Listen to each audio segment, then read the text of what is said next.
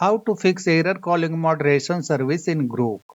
Hello friends, you might be getting error calling moderation service message when trying to edit or create an image on Grok, the AI tool of X.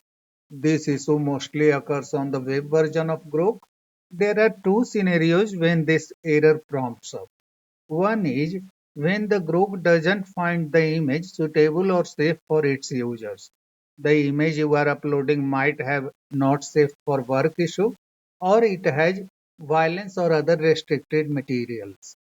That is why the image might not pass the group's moderation rule.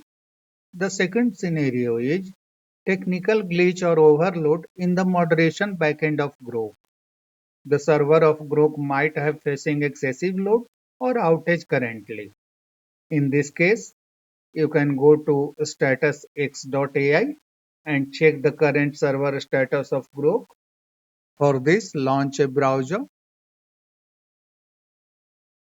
type status.x.ai